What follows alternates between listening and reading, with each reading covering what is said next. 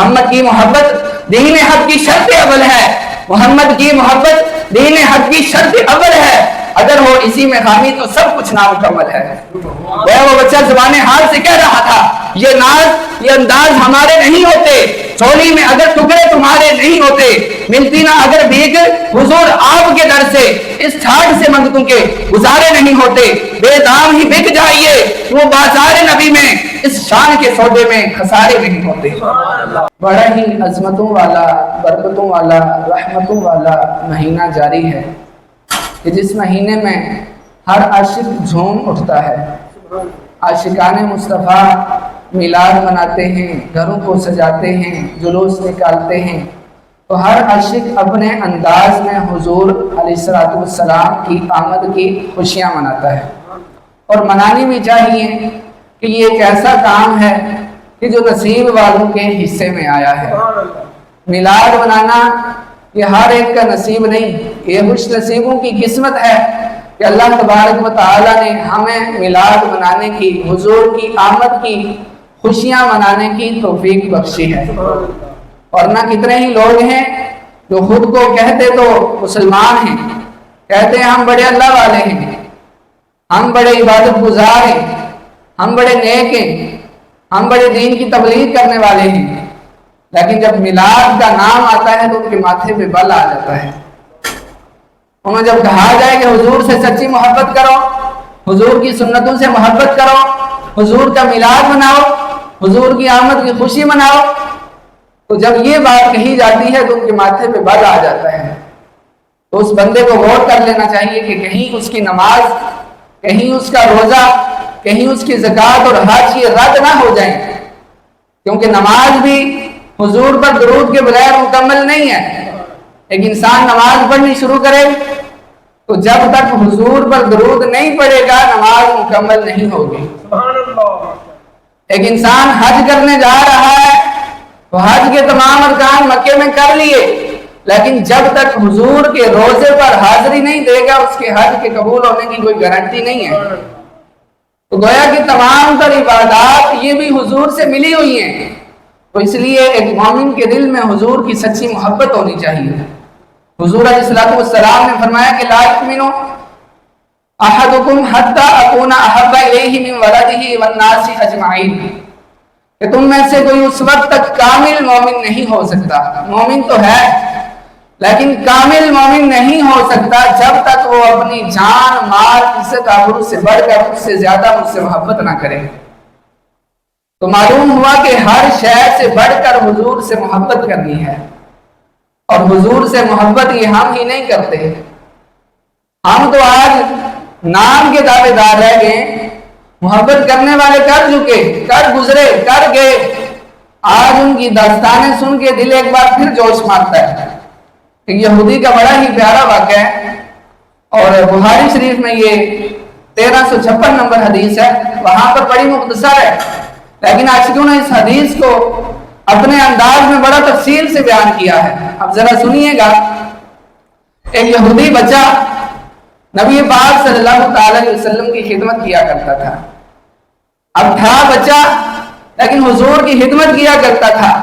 حضور کے وقت ضحیٰ والے چہرے کو دیکھا، واللیل والی زلفوں کو دیکھا تو حضور کا دیوانہ ہو گیا، اپنا دل حضور کو دے بیٹھا، حضور کی محبت میں، حضور کے عشق میں گرفتار ہو گیا۔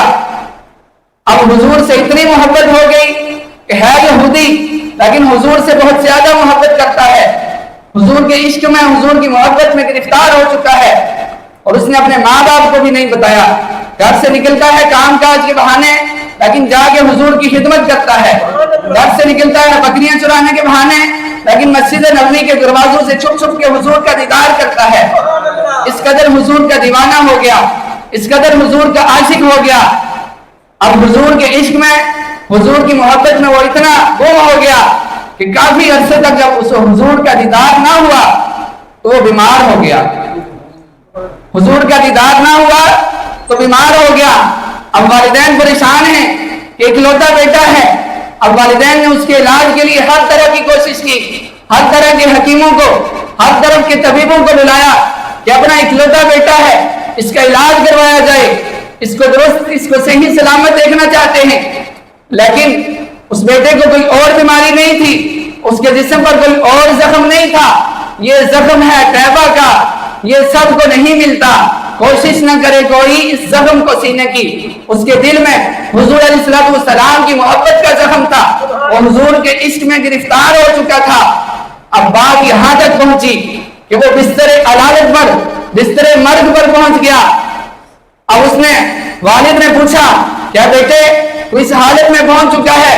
اس نے والد سے عرض کی کہ بابا اب میں اس دنیا سے جا رہا ہوں، میری آخری خواہش ہے، یہ آپ پورا کریں گے؟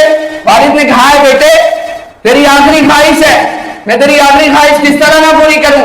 بیٹے نے کہا کہ آخری خواہش جب بندہ مرنے والا ہو، انسان کی آخری خواہش تو دشمن بھی پورا کرتا ہے، آپ مجھ سے وعدہ کریں کہ میری اس آخری خواہش کو پورا کریں گے۔ اب والد نے کہا کہ بیٹا میں تجھ سے وعدہ کرتا ہوں کہ میں تیری آخری خواہش کو پورا کروں گا۔ اب بیٹے نے کہا کہ والد سنیے ذرا، میں اپنا دل محمد عربی صلی اللہ تعالی علیہ وسلم کو دے چکا ہوں، میں ان کا دیوانہ ہو چکا ہوں، میں ان کا دیدار کرنا چاہتا ہوں، مجھے ان کی برگاہ میں لے چلیے یا انہیں میرے پاس بلا لیجئے۔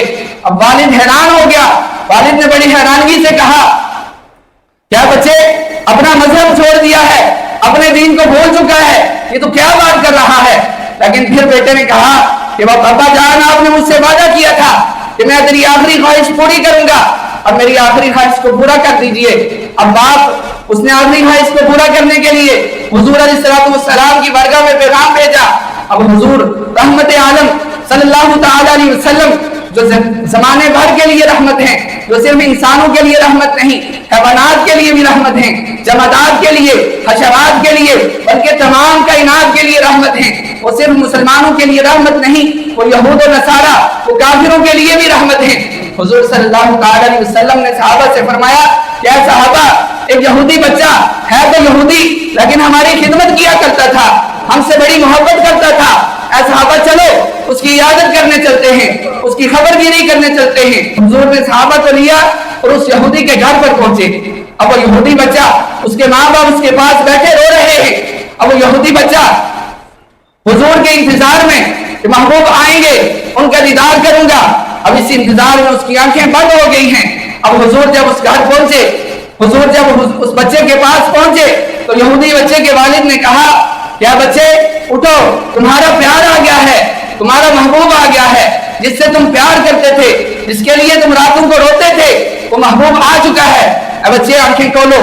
تو گویا کہ اس بچے نے جس کی روح نکلتی جا رہی تھی حضور کی آمد پر، حضور کے دیدار کے لیے، گویا کہ اس بچے کی روح دوبارہ واپس لوٹ آئی ہے اور اس بچے نے آنکھیں کھولی ہیں، حضور کا دیدار کیا ہے، حضور کی بارگاہ میں عرض کرتا ہے یا رسول اللہ صلی اللہ علیہ وسلم میں آپ سے بڑا پیار کرتا ہوں، آپ کی بڑی خدمت کی ہے، آپ سے بڑی محبت کرتا ہوں یا رسول اللہ صلی اللہ علیہ وسلم اس وقت میری روح قبض ہونے والی ہے، میں اس دنیا سے جا رہا ہوں، کیا میری نجات کا کوئی ذریعہ ہے، کیا میرے بچنے کا کوئی ذریعہ ہے؟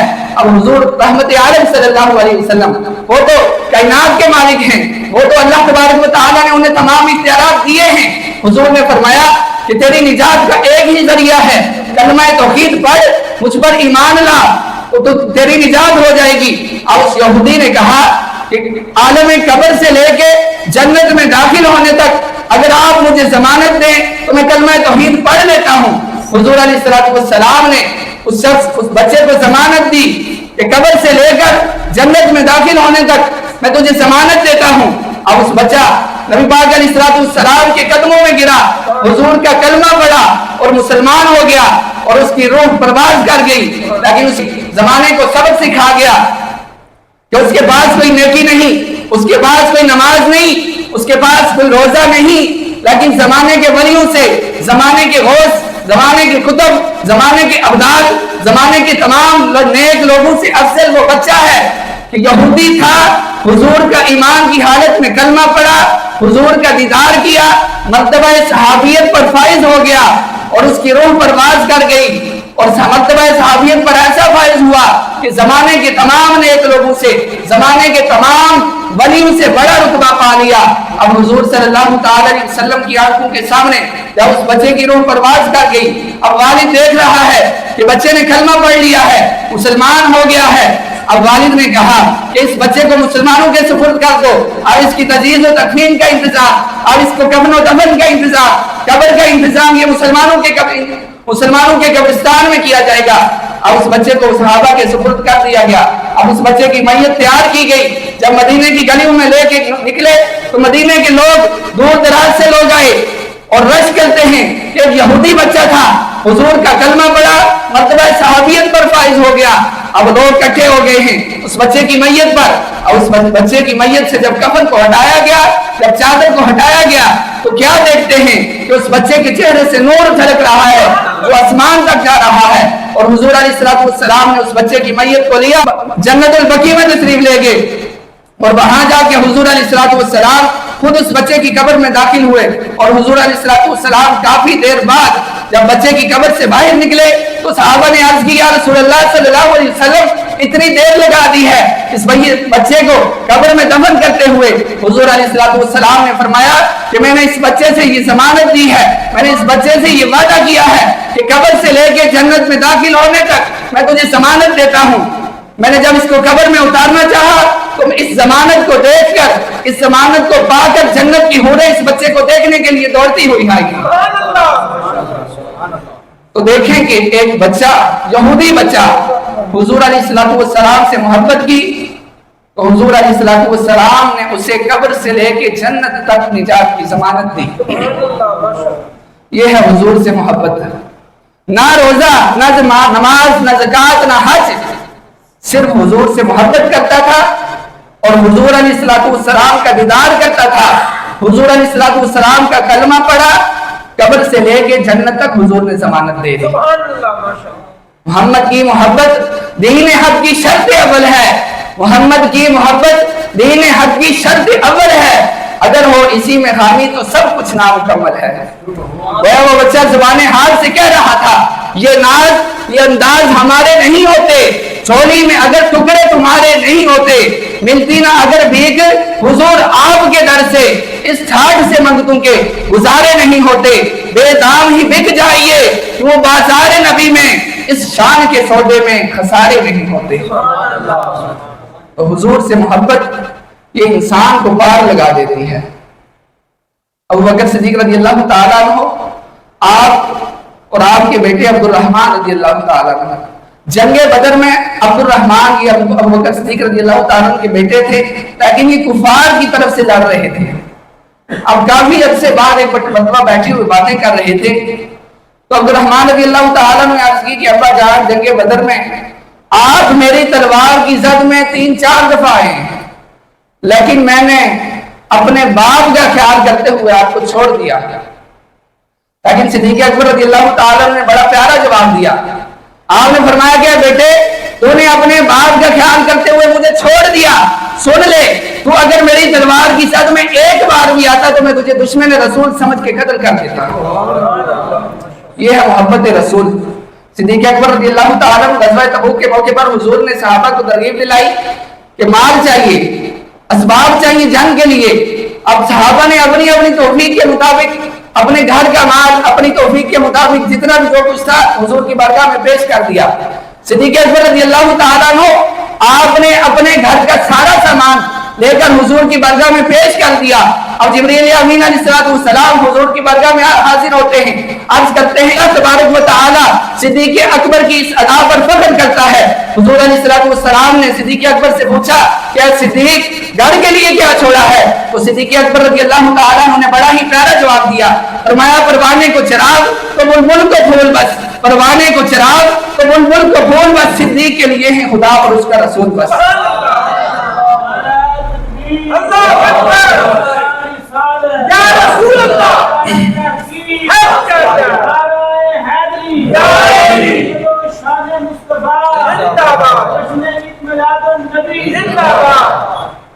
اللہ تبارک و تعالی نے نبی پاک علیہ السلام کو بیٹے عطا فرمائے اور پھر چھوٹی عمر میں 2-4 سال کی عمر میں زیادہ سے زیادہ ایک بیٹے کی 5 سال عمر تھی، واپس لے لیے۔ اب آج تک ہمیں بھی نہیں اس کی حکمت پتا، آج سن ہی لیتے ہیں۔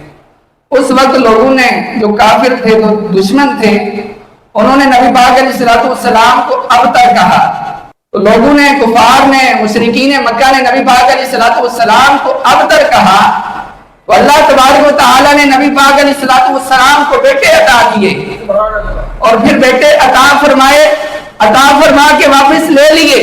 اب اس کی بھی حکمت سنیے۔ عاشق عرض کرتا ہے مولا بیٹے دیے پھر لے لیے، اس کی کیا وجہ ہے؟ تو جواب آتا ہے اللہ تبارک و تعالیٰ نے فرمایا اے محبوب ہم نے آپ کو بیٹے اس لیے عطا کیے کہ کوئی یہ نہ سمجھے کہ محبوب عالم صلی اللہ علیہ وسلم اتنی بڑی نعمت سے، اولاد کی نعمت سے محروم ہیں، اس لیے ہم نے آپ کو بیٹے عطا کیے اور واپس اس لیے لے لیے کہ اگر زندہ رہتے، اگر نبی نہ ہوتے تو یعقوب علیہ السلام کے بیٹے نبی تھے، ابراہیم علیہ السلام کے بیٹے نبی تھے۔ اللہ کی رحمت کو، اللہ کی غیرت کو یہ بات گوارا نہ تھی کہ اس کے محبوب کے بیٹے نبی نہ ہوں۔ اگر نبی ہوتے تو حضور کی ختم نبوت میں فرق آتا، تو اللہ تبارک و تعالیٰ نے بیٹے عطا فرما کے واپس لے لیے اور کہا کہ اے محبوب بیٹے دیے اس لیے تھے اور واپس بھی اس لیے لیے تاکہ تمہاری عظمت میں بھی فرق نہ آئے، ہماری عظمت میں بھی فرق نہ آئے۔ یعنی دیے کافروں کا اعتراض ختم کرنے کے لیے کہ کوئی یہ نہ اعتراض کرے کہ محبوب عالم صلی اللہ علیہ وسلم اتنی بڑی نعمت سے محروم ہے، اور واپس اس لیے لے لیے کہ اگر نبی ہوتے تو ختم نبوت میں فرق آ جاتا، حضور آخری نبی تھے، آپ کے بعد کوئی نبی ہو نہیں سکتا، اور اگر نبی نہ ہوتے تو اس میں بھی حضور علیہ السلام گویا کہ ابراہیم علیہ السلام کے بیٹے بھی نبی، یعقوب علیہ السلام کے بیٹے بھی نبی، اب نبی الانبیاء حضور فخر دو عالم صلی اللہ علیہ وسلم کے بیٹے نبی نہ ہوں، یہ کیسے ہو سکتا ہے؟ تو دیے بھی لے لیے بھی، حضور کی شان کو اللہ تبارک و تعالیٰ نے بڑھا دیا۔ اور اسی طرح سنیے اللہ تبارک و تعالیٰ اپنے محبوب دو عالم صلی اللہ علیہ وسلم سے کتنی محبت فرماتا ہے کہ زمانہ جاہلیت میں اور آج تک یہ مثال دی جاتی تھی کہ کوئی شخص کسی سے محبت کرتا ہو تو محبوب اگر کہہ دے تو محبت کرنے والا اپنا قبلہ بدل دیتا ہے۔ اب لوگ صرف یہ مثال دیا کرتے تھے، لیکن اللہ تبارک و تعالیٰ نے فرمایا کہ آج تک یہ مثال دی ہے لیکن کسی نے اپنا قبلہ نہیں بدلا۔ دیکھو میں اپنے محبوب سے کتنا پیار کرتا ہوں کہ میں نے صرف مثالیں نہیں دی، میں نے اپنے محبوب کے لیے قبلہ بھی بدلا ہے۔ اور وہ یوں کہ نبی پاک علیہ السلام نماز ادا فرما رہے ہیں اور آپ کے دل میں یہ خیال ہے، یہ طلب ہے کہ ہمارا قبلہ کعبہ ابراہیمی ہونا چاہیے، بیت المقدس کے بجائے کعبہ ابراہیمی ہمارا قبلہ ہونا چاہیے۔ اب حضور صرف دل میں یہ خیال فرما رہے ہیں، اللہ تبارک و تعالیٰ کی طرف سے وحی آ جاتی ہے کہ اے محبوب اپنا منہ قبلہ کی طرف کر لیجئے۔ اب حضور سوال کرتے ہیں الہی جو نماز پڑھ رہا ہوں کیا یہ مکمل کر لوں یا نماز ہی میں اپنا منہ قبلہ کی طرف کر لوں؟ اب دیکھیے کہ اللہ کا حضور سے پیار کتنا ہے، اللہ کو حضور سے محبت کتنی ہے۔ اللہ نے فرمایا کہ اے محبوب ابھی نماز میں ہی اپنا منہ قبلہ کی طرف کر لیجئے۔ تو لوگ صرف مثالیں دیتے تھے کہ محبوب کہہ دے تو عاشق اپنا قبلہ بدل دیتا ہے، اور اللہ تبارک و تعالیٰ نے فرمایا کہ ہم نے اپنے محبوب کے لیے قبلے کو بھی بدلا ہے۔ اور پھر عرض کی کہ مولا تو دلوں کی بات جانتا ہے، میرے دل میں یہ خیال تھا کہ قبلہ کعبہ ابراہیمی ہونا چاہیے، اب بار بار میرے منہ آسمان کی طرف اٹھانا، یعنی گویا کہ منہ کو آسمان کی طرف کیوں اٹھا رہا تھا؟ تو عاشق نے بڑا پیارا جواب دیا ہے اور قرآن کی آیت سے جواب دیا ہے، فرمایا قد نرا تقلب وجهك في السماء، اے محبوب ہم آپ کا چہرہ بار بار آسمان کی طرف اٹھانا بھی دیکھ رہے تھے۔ یعنی دل کی بات تو جانتے تھے کہ آپ کے دل میں یہ آرزو ہے کہ قبلے کو بدلا جائے، لیکن آپ جب آسمان کی طرف چہرہ اٹھاتے تھے اسے بھی ہم پیار و محبت سے دیکھتے تھے۔ خدا کی رضا چاہتے ہیں دو عالم، خدا کی رضا چاہتے ہیں دو عالم، خدا چاہتا ہے رضا محمد۔ تو حمد و ثنا اس ذات باری تعالیٰ کے لیے کہ جس نے کائنات کو پیدا کیا، درود و سلام اس ذات کے لیے کہ جو فخر موجودات ہیں، حمد و ثنا اس اللہ رب العالمین کے لیے کہ جس نے ہمیں انسان بنایا، پھر مسلمان بنایا، پھر حضور کا امتی بنایا، ایمان دیا، اسلام دیا اور حضور سے محبت کرنے والا بنایا۔ اور درود و سلام اس ذات گرامی کے لیے کہ جس نے ہمیں اپنی امت میں قبول فرمایا. حمد و ثنا اس اللہ تبارک و تعالیٰ کے لیے کہ جس نے جہنم کو بنایا. درود و سلام اس ذات مصطفیٰ کے لیے کہ جس نے اپنی رحمت سے جہنم کی آگ کو ٹھنڈا کیا. حمد و ثنا اس اللہ تبارک و تعالیٰ کے لیے کہ جس نے جنت کو بنایا. درود و سلام نبی پاک علیہ الصلوۃ والسلام کے لیے کہ جس نے اپنی امت سے جنت کو بسایا. حمد و ثنا اس رب العالمین کے لیے. درود و سلام اس ذات کے لیے کہ جو رحمت للعالمین ہے. حمد و ثنا اس ذات کے لیے کہ جو ایک خدا ہونے میں بے مثال ہے. اور درود و سلام اس ذات کے لیے کہ جو مصطفیٰ ہونے میں بے مثال ہے. تو اللہ بھی بے مثال ہے, اللہ کے محبوب بھی بے مثال ہے. نبی پاک علیہ الصلوۃ والسلام کے چہرے کو دیکھنے والا گویا کہ وہ یہ تصور کرے کہ محبوب اتنا سونا ہے تو بنانے والا کتنا خوبصورت ہوگا. تو ہمیں چاہیے کہ حضور علیہ الصلوۃ والسلام سے سچی اور پکی محبت کریں. صرف نام کے دعوے یہ کافی نہیں ہے, بلکہ محبت ایسی ہونی چاہیے قبر میں سرکار آئے تو میں قدموں میں گروں, گر فرشتے بھی اٹھائیں تو میں ان سے یوں کہوں اب تو پائے ناز سے اے فرشتوں میں کیوں اٹھوں, مر کے پہنچا ہوں میں یہاں اس دل ربا کے واسطے. ایسی محبت ہونی چاہیے. ایسی محبت نہ ہو کہ دنیا میں تو ہم دعوے کرتے رہیں لیکن قبر میں سرکار آئے تو اپنا چہرہ موڑ لیں. ایسی محبت کا کوئی فائدہ نہیں. تو ہمیں حضور سے ایک سچی محبت کرنی ہے. تو یہ میلاد کا مہینہ ہے, گج بج کے میلاد منائیں, گج بج کے حضور کا جشن ولادت منائیں. کیا ہو گیا؟ پیسہ خرچ ہو گیا ہے. اپنی ذات کے لیے پیسہ خرچ نہیں کرتے. کیا ہو گیا؟ ہماری لائٹنگ سے بجلی ضائع ہو گئی ہے. ہمارے گھروں میں شادی ہو تو اتنی زیادہ لائٹنگ نہیں کرتے. تو یہ تنگ نظری ہے, یہ تعصب پسندی ہے. ہندو قوم یہ بڑی تعصب نفرت کرنے والی قوم ہے مسلمانوں سے.